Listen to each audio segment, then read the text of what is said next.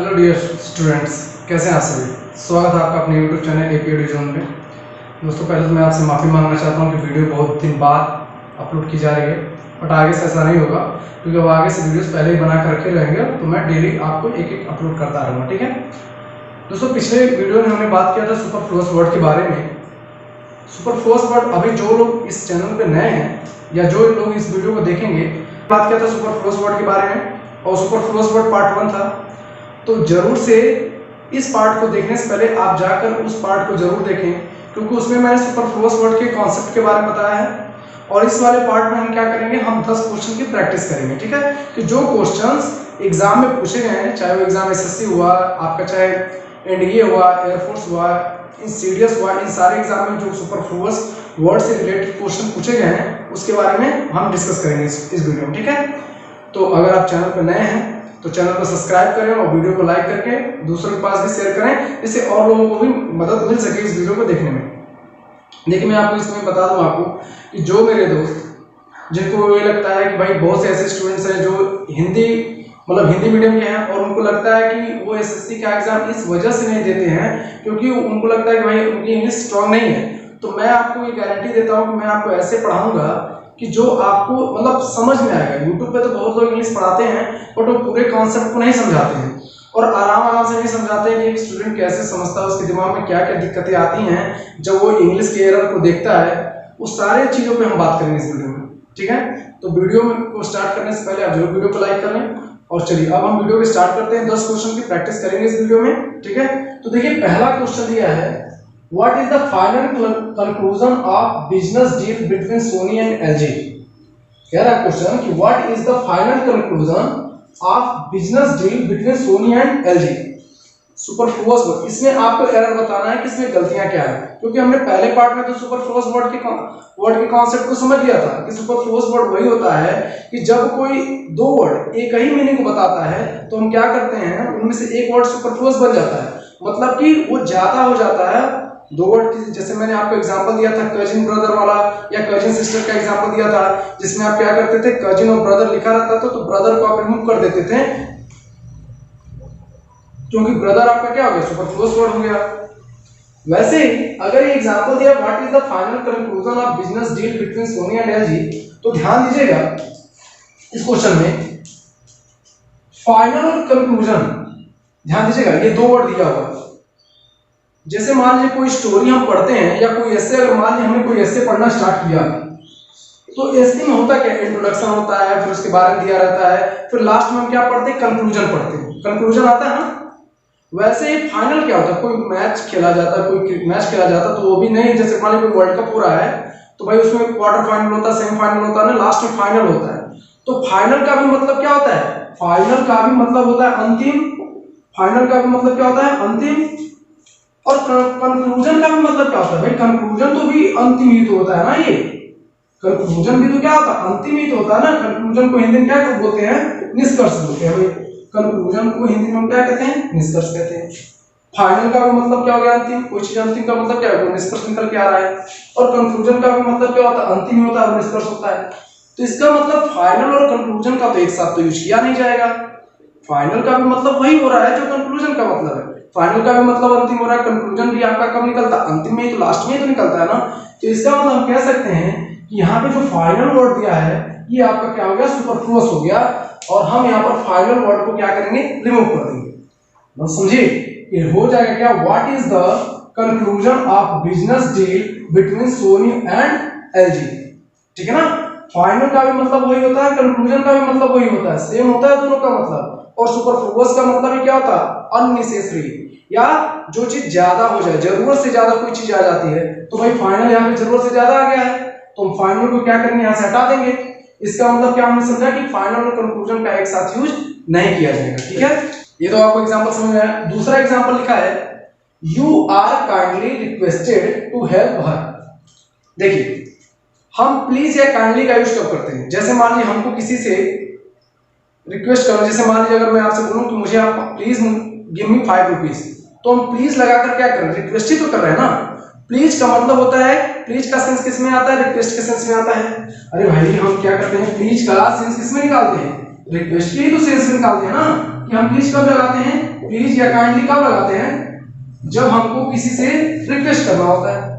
तो यहाँ पर आप देख रहे हैं काइंडली का भी मतलब क्या हो गया, काइंडली वर्ड लगे, you are kindly requested to help us. तो देखिए काइंडली और रिक्वेस्टेड आ गया, जबकि आपको जरूरत किसकी होनी चाहिए, देखिए समझिए, काइंडली और रिक्वेस्टेड, काइंडली और प्लीज का यूज हम तब करते हैं जब हम कोई चीज रिक्वेस्ट के सेंस में मांगते हैं, या हाँ जब हम रिक्वेस्ट करते हैं, ठीक है। तो रिक्वेस्ट भी लगा हुआ है और काइंडली भी लगा हुआ है। जब आपको पता है कि रिक्वेस्ट का मतलब हो गया क्या, रिक्वेस्ट का मतलब हो गया अनुरोध करना किसी से कोई चीज, और काइंडली और प्लीज का भी यूज हम कब करते हैं, रिक्वेस्ट करने के लिए करते हैं। तो भाई आपका ये जो काइंडली हो जाएगा ये आपका सुपरफ्लुअस वर्ड हो जाएगा, और यहाँ पर हम काइंडली को क्या करेंगे, रिमूव कर देंगे। यहां से क्या किया जाएगा, काइंडली को हटा दिया जाएगा, तो आपका सेंटेंस क्या बनेगा, you are requested to help her, you are requested to help her हो जाएगा। ये आपका सही सेंटेंस हो गया। सही सेंटेंस आपका क्या हो जाएगा, you are requested to help her. यहां से काइंडली को रिमूव कर दिया जाएगा, ठीक है। यहां तक तो आपको चीजें क्लियर हो गई। पहले हमने क्या समझा, फाइनल और कंक्लूजन में फाइनल आपका सुपरफ्लुअस वर्ड हो गया, और अगर काइंडली या प्लीज लिखा रहता, कि अगर लिख दिया जाता you are please you are requested to help her, तो प्लीज को भी रिमूव कर दिया जाता, क्योंकि रिक्वेस्ट के साथ रिक्वेस्ट के सेंस में ही तो हम प्लीज और काइंडली का यूज करते हैं, ठीक है। यहां तो एग्जांपल तो क्लियर हो रहे हैं। ऐसे भी 8 एग्जांपल और डिस्कस करेंगे, ये सारे एग्जाम में क्वेश्चंस आए हुए हैं, तो जरूर से आप एग्जांपल को नोट करिएगा, और जो चीजें मैं बता रहा हूं उसको भी नोट करते रहिएगा, ठीक है। दोस्तों तीसरा सेंटेंस दिया है, suppose if you won the Oscar what would you do. देखिए सपोज और इफ, जैसे हम कोई बात करते हैं तो अक्सर वर्ड यूज करते हैं सपोज। सपोज करो कि तुम्हारा एग्जाम निकल जाए, या तो अगर आप देखते होंगे conditional sentence, if you work hard you will get success. हम बोलते हैं ना कि यदि तुम कठिन मेहनत करोगे तो सफलता जरूर मिलेगी। मतलब दोनों चीजों में सपोज भी हम क्या, सपोज का भी मतलब क्या होता है, हम कोई एक कंडीशन लाते हैं, इफ का भी मतलब क्या होता है, कंडीशन ही होता है। मतलब कि सपोज और इफ ये दोनों वर्ड जो है हमको क्या बताते हैं, ये दोनों वर्ड कंडीशन बताते हैं, कंडीशन बताते हैं। कंडीशन का मतलब यहाँ पे सेंस ये है कि हम क्या करते हैं, इमेजिन करते हैं। क्या करते हैं भाई, इमेजिन करते हैं। कि जैसे अगर इमेजिन करते हैं यहाँ पर कि जैसे मान लीजिए बोल दिया गया कि यदि तुम कठिन मेहनत करोगे तो सफल जरूर होगे, if you work hard you will get success. Suppose का भी मतलब ये होता है, सपोज तुम करोगे, अगर सपोज तुम भारत के प्रधानमंत्री होते, ऐसा होता है ना कि हम इमेजिन करते हैं चीजों को। तो सपोज भी वर्ड इमेजिन को ही बताता है, इफ भी वर्ड इमेजिन को ही बताता है, तो यहाँ पे दोनों को एक साथ क्यों यूज किया जाएगा भाई, एक ही का किया जाएगा ना। जैसे अगर आप देखते होंगे if you work hard you will get success, आप कभी उसके साथ सपोज इफ नहीं वर्ड यूज लिखते हैं। मतलब मेरे कहने का सेंस ये है, सपोज भी हमको इमेजिन करवाता है और इफ भी हमको इमेजिन ही करवाता है, और इसीलिए इनको हम इनका यूज जो कंडीशनल सेंटेंस में करते हैं। किसमें करते हैं भाई, कंडीशनल सेंटेंस में करते हैं इनका यूज, कंडीशनल सेंटेंस में इनका यूज करते हैं। तो कुल मिला के कहने का सेंस ये है कि जब सपोज और इफ आ गया है, दोनों का मतलब एक ही है, तो इनमें से तो एक तो सुपरफ्लुअस वर्ड बनेगा ही, मतलब कि एक तो बनेगा ही सुपरफ्लुअस वर्ड। तो यहां पर हम क्या करेंगे, सपोज को क्या करेंगे, रिमूव कर देंगे। सपोज को हम क्या करेंगे, हटा देंगे। सपोज आपका क्या बन गया, सुपरफ्लुअस वर्ड बन गया। तो क्या होगा सेंटेंस आपका correct, if you won the Oscar what would you do. यदि तुम ऑस्कर जीत जाते हो तो तुम क्या करोगे, ठीक है। समझ में आया ये चीज कि सपोज और इफ का मतलब क्या होता है, दोनों हमको कंडीशन बताते हैं जिससे हम इमेजिन करते हैं, ठीक है। तो यहां से सपोज को हम रिमूव कर देंगे। चलिए अब चौथा सेंटेंस हम देखते हैं क्या है। हाँ जी, can you recall back what she said. देखिए क्या तुम उस चीज को फिर से कह सकते हो जिसने उसने कहा। देखिए री वर्ड जब लग जाता है किसी के साथ, देखिए कॉल के साथ री वर्ड लगा है। री का मतलब होता है पुनः या फिर से, पुनः या फिर से। तो आप एक चीज नोटिस करिए कि री का मतलब होता है पुनः या फिर से, और बैक का भी मतलब यही चीज हो गया, वापस या फिर से कहिए, ठीक है ना भाई। बैक का भी तो मतलब, अरे भाई can you recall back what she said. री का मतलब भी होता है पुनः या फिर से, बैक का भी मतलब वही चीज हो जाएगा। जैसे मैंने आपको बताया था कि रिपीट अगेन में रिपीट का भी मतलब होता है दोहराना, और अगेन का मतलब भी होता है वही फिर से।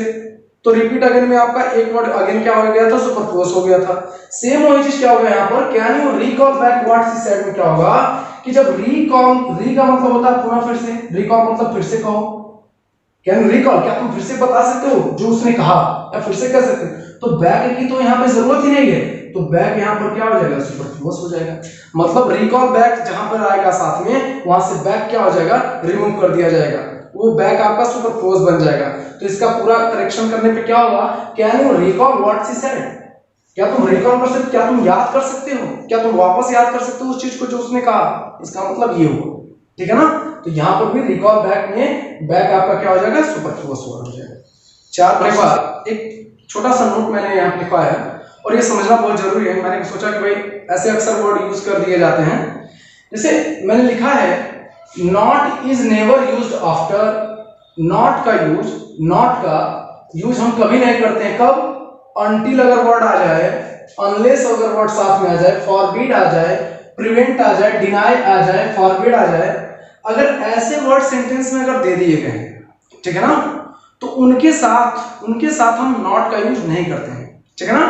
अगर अनटिल, अनलेस, फॉरबिड और प्रिवेंट, डिनाई और फॉरबिड वर्ड दे दे तो उनके साथ हम क्या करते हैं, नॉट का यूज नहीं करते हैं। क्यों नहीं करते हैं, क्योंकि इनका खुद का ही मतलब यही होता है, नॉट के सेंस में आते हैं। अन का देखिए, अन जिस वर्ड के साथ अगर अन लग जाए, अन का मतलब होता है निगेटिव वर्ड, निगेटिव सेंस बताता है।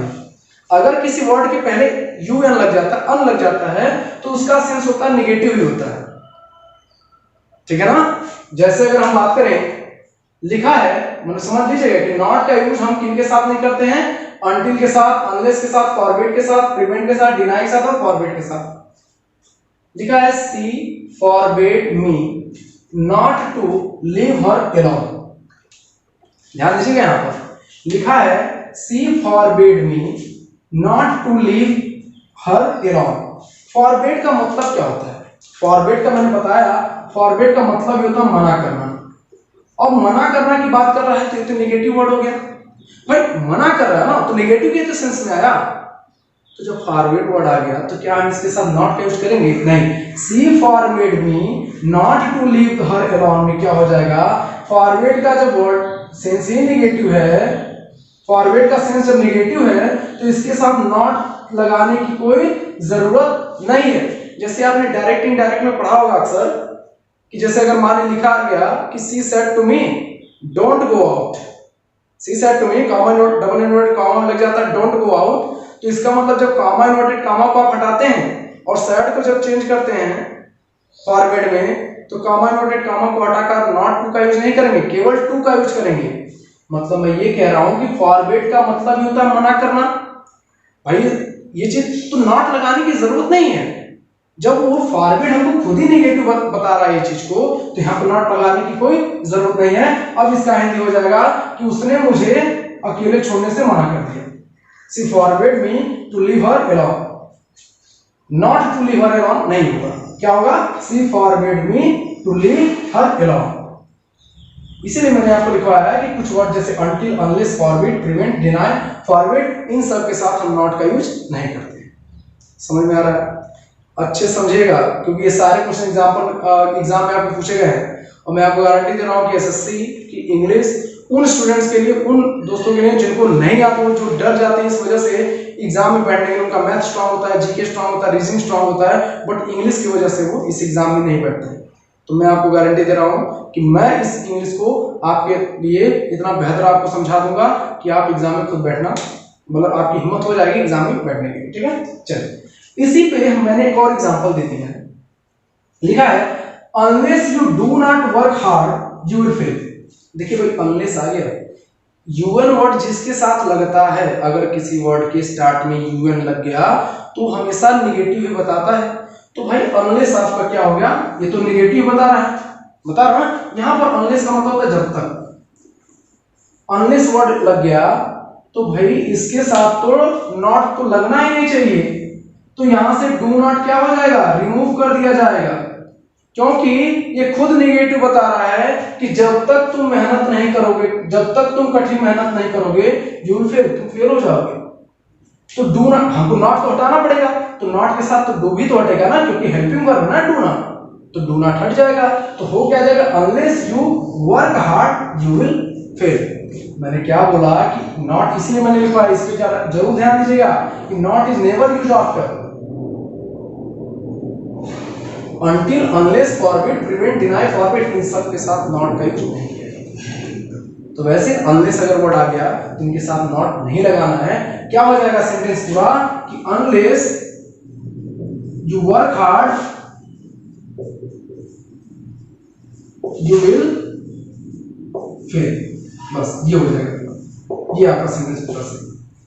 उम्मीद करता हूँ ये आप कॉन्सेप्ट आपको समझ में आ रहा है, ठीक है। हम एक पॉइंट और देखते हैं।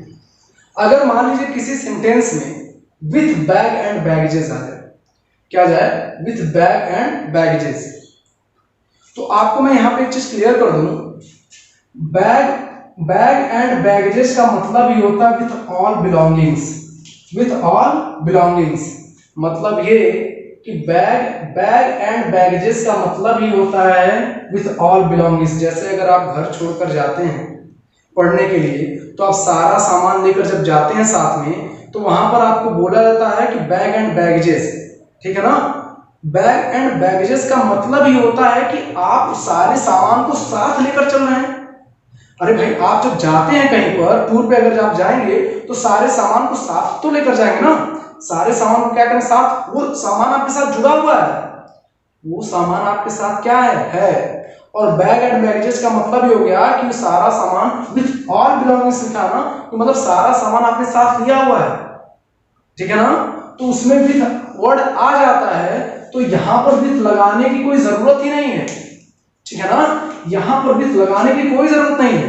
बैग एंड बैगेजेस का मतलब ये हो गया कि आपने सारे सामान को आप साथ लेकर जा रहे हैं, तो वहां पर विथ लगाने की जरूरत ही नहीं है, ठीक है ना, क्योंकि सामान तो साथ ले जाना ही पड़ेगा, क्योंकि बैग एंड बैगेजेस का मतलब ही होता है विथ ऑल बिलोंगिंग्स।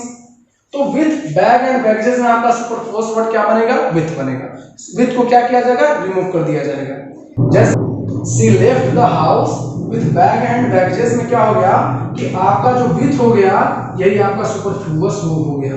तो यहां से विथ को क्या किया जाएगा, हटा दिया जाएगा।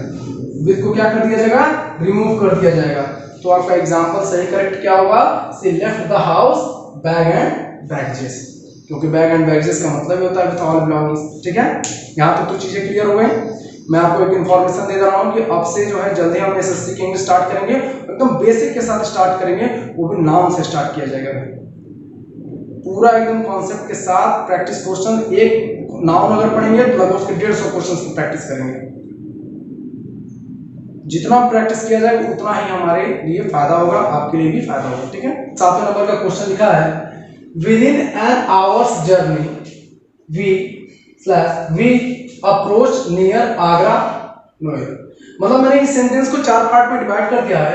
एक ए पार्ट इतना, देखिए ये आपका हिस्सा ए पार्ट हो गया, और यहां से यहां तक बी हो गया, और ये सी हो गया, और ये डी हो गया। इन्हीं चारों में से किसी पार्ट में एरर है, चाहे वो ए में गलती होगा, चाहे वो बी में होगा, चाहे सी में, चाहे डी में, एक कहीं गलती होगा। और जबकि आपको पता है हम पढ़ तो सुपरफ्लुअस पढ़ रहे हैं, तो सुपरफ्लुअस वर्ड से रिलेटेड हमको गलतियां ढूंढनी है।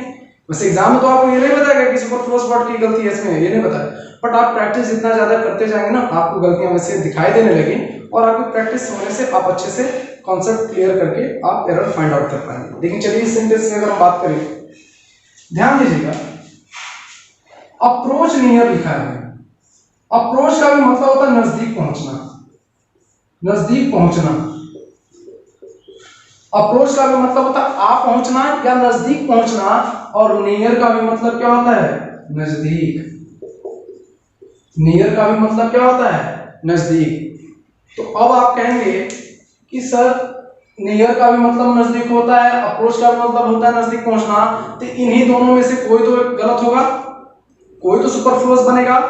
तो आपका जो नियर है यही आपका सुपरफ्लुअस बन जाएगा, और नियर यहां से क्या हो जाएगा, रिमूव हो जाएगा। इसका मतलब किसमें गलती हो गया, बी वाले में गलती है। मैं आपको यहां समझाना चाहता हूं अप्रोच और नियर में डिफरेंस क्या होता है। अप्रोच भी आपका मेन वर्ब है, ठीक है ना, तो यहां से नियर को क्या कर दिया जाएगा, रिमूव कर दिया जाएगा, ठीक है ना। नियर आपका क्या हो जाएगा, रिमूव हो जाएगा, नियर आपका सुपरफ्लुअस बन जाएगा। तो आपने क्या पाया कि बी वाले में गलती है। Within an hour's journey we will approach Agra, बस ये आपका पूरा सेंटेंस हो गया। बी वाले में गलत मिल गया आपको, नियर यहाँ से हट जाएगा, नियर आपका क्या होगा, सुपरफ्लुअस वर्ड हो गया। नियर का भी मतलब वही होता है नजदीक, और अप्रोच का भी मतलब होता है वही अप्रोच, अप्रोच का मतलब होता है नजदीक, ठीक है ना। 8वां सेंटेंस लिखा हुआ probably by the end of the year he will leave for the USA with bag and baggage. इस क्वेश्चन का जवाब आप लोग कमेंट बॉक्स में देंगे कि ये बताएंगे आप इसमें एरर किस में है, ए में गलती है कि बी में गलती है कि सी में गलती है, क्या नो एरर है। और आपको गलती तो ऑप्शन तो बताना है कि सी बी ए डी कौन सा है, और क्या गलती वो भी आपको कमेंट बॉक्स में जरूर आप बताइए, ठीक है। और मैं देखूंगा कि भाई किसका किसका ये सही हुआ है, ठीक है। This happened just exactly 5 years ago। मतलब आगे आपका ए है, ये बी है, सी है, डी है, मतलब चारों में से आपको ये बताना है किसमें गलती है, ठीक है ना। इन चारों में से आपको बताना है कि किसमें गलती है या कौन सा आपका सुपरफ्लुअस वर्ड बन गया। ध्यान दीजिएगा, एक्चुअली जस्ट का भी मतलब होता है तुरंत या अभी, एग्जैक्टली भी हम वही बताते हैं, अभी का ही सेंस आता है। जस्ट और एग्जैक्टली दोनों का मीनिंग का, दोनों वर्ड का सेंस एक ही होता है, तुरंत या अभी। जैसे आप अक्सर बोलते हैं जस्ट अभी अभी गया हूं यहाँ से। जैसे अगर आपसे कोई पूछे कि आप यहाँ, मान लीजिए आपका फ्रेंड आया और आपके पापा से पूछा क्या सुरेश यहाँ पर आया था, तो आपके पापा ने जवाब दिया जस्ट अभी अभी गया है यहाँ से। वो जो जस्ट का सेंस होता है वो तुरंत का मतलब बताता है, अभी अभी का सेंस बताता है। या बोलते एग्जैक्टली अभी यहीं से गया है, एग्जैक्टली वर्ड भी वही चीज बताता है जो जस्ट बताता है। इसका मतलब जस्ट और एग्जैक्टली क्या हो गए, इनमें से कोई तो एक सुपरफ्लुअस बनेगा। तो हम क्या करेंगे, इस आपको पता चलेगा ना कि बी वाले में गलती है, तो दिस हैपेंड आप क्या करें, एग्जैक्टली को यहां से रिमूव कर देंगे, हो क्या जाएगा this happened just 5 years ago। यह कब हुआ था, यह 5 साल, यह अभी 5 साल पहले ही हुआ था। जस्ट और एग्जैक्टली वर्ड क्या हो गए, आपके सुपरफ्लुअस हो गए। जस्ट का भी मतलब होता है तुरंत या अभी अभी, एग्जैक्टली का भी मतलब वही होता है तुरंत या अभी अभी। तो जस्ट और एग्जैक्टली में से आपका एक सुपरफ्लुअस बनेगा, तो आप चाहे तो एग्जैक्टली को हटा देंगे और एग्जैक्टली यहां से क्या हो जाएगा, रिमूव हो जाएगा, जस्ट आपका सही है, ठीक है। तो कि इसमें किसमें गलती हुई, बी वाले में गलती हुई। ये सेंटेंस ऐसा है कि जिसका मैंने पिछली क्लासेस में आपको जरूर से बताया था सुपरफ्लुअस वर्ड, और उसी से रिलेटेड गलती आपको ढूंढनी है। देखने में तो सेंटेंस लंबा लग रहा है, बट आपको वो वर्ड पकड़ना पड़ेगा और सेंस समझना पड़ेगा कि गलती इसमें है क्या। जैसे लिखा है कि when वरुण heard, जब वरुण ने सुना द न्यूज, समाचार, that his father has been hospitalised, उसके फादर को क्या किया गया, हॉस्पिटलाइज कर दिया गया। ही कैंसिल, उसने कैंसिल कर दिया हिज ट्रिप, अपने ट्रिप को, एंड रिटर्न बैक। अरे भाई ध्यान दीजिएगा, रिटर्न बैक, यहां पर आप रिटर्न बैक, रिटर्न का भी मतलब क्या होता है, वापस आना, और बैक का भी मतलब होता है क्या, वापस। तो भाई रिटर्न और बैक में तो आपको पता चलेगा रिटर्न बैक यहाँ पर सुपरफ्लुअस बनेगा, बट रिमूव क्या किया जाएगा, बैक को रिमूव किया जाएगा। मैं आपको बता दे रहा हूं कि यहां से बैक को रिमूव कर दिया जाएगा, तो आपको किसमें गलती मिल गया, सी वाले में मिला। रिटर्न यहाँ पे सही है, बैक गलत हो जाएगा। अब आप कहेंगे सर ये बताइए, आप रिटर्न को भी तो हटा सकते हैं, नहीं हटा सकते। क्यों नहीं हटा सकते, क्योंकि रिटर्न आपका यहाँ पर मेन वर्ब के रूप में वर्क किया है, मेन वर्ब के रूप में यहाँ पर रिटर्न का यूज किया गया है। तो भाई किसी भी सेंटेंस में सब्जेक्ट और मेन वर्ब का होना तो बहुत जरूरी होता है, तो मेन वर्ब को हम कैसे रिमूव कर देंगे, ठीक है ना। तो आपको समझ में आ गया कि रिटर्न और बैक में इसी सी वाले में गलती है, और बैक आपका सुपरफ्लुअस वर्ड बनेगा, तो बैक को आप यहाँ से रिमूव कर दीजिएगा, ठीक है ना। बस लास्ट के अब 2 एग्जाम्पल बचे हुए हैं, कौन कौन से देखिए, ध्यान दीजिए। लिखा he was very friendly enough to help me when was in distress. मतलब पहले ए में अगर बात किया जाए, लिखा he was very friendly enough, B में है to help me when was in distress, हो गया, और डी वाला नो एरर है, ठीक है, यानी क्या हो गया, नो एरर। अब आपको बताना है कि इसमें गलती किसमें है। मैंने तो बोल दिया भाई इसमें ए वाले में गलती है। अब कैसे गलती इसको पहचानते हैं, देखिए ध्यान दीजिएगा, वेरी और एनफ। मैं आपको बताऊं कि वेरी का भी मतलब क्या होता है, बहुत। वेरी का मतलब क्या होता है, बहुत होता है। और इनफ का भी मतलब क्या होता है, बहुत होता है। तो भाई वेरी और इनफ दोनों एक साथ तो आए हैं। वेरी का भी मतलब होता है बहुत ज्यादा, इनफ का भी मतलब होता है बहुत ज्यादा। तो भाई दो वर्ड एक ही मीनिंग तो बता रहे हैं, तो एक तो सुपरफ्लुअस बनेगा। तो चाहे आप यहां से वेरी को रिमूव कर दें, एनफ को रखें, या अगर आप एनफ को रखते हैं तो वेरी को रिमूव कर दीजिए। मतलब आपको क्लियर समझ में आया ना क्यों ए वाले में गलती है? क्योंकि वेरी का भी मतलब होता है बहुत ज्यादा, एनफ का भी मतलब होता है बहुत ज्यादा। तो भाई सुपरफ्लुअस वर्ड वही तो होता है जब दो वर्ड एक ही मीनिंग को बताते हैं। तो एक को तो हटाना ही पड़ेगा, एक को हटाना ही पड़ेगा। तो obvious बात है, यहां से वेरी को हटा दीजिए, चाहे आप एनफ को हटा दीजिए, बस। एग्जांपल लास्ट वाला एग्जांपल जो दिया है, unless you do not go through your books you can not get through the examination. No, आपको ये भी क्वेश्चन होमवर्क के रूप में दिया जा रहा है। आप इसका आंसर जरूर कमेंट बॉक्स में दीजिएगा, किसमें गलती है, ए में गलती है कि बी में गलती है कि सी में गलती है कि डी में गलती है। डी वाला तो नो एरर है। और कमेंट बॉक्स में आप आंसर दीजिएगा और साथ में बताइए कि क्या गलती है, होना क्या चाहिए, ठीक है ना।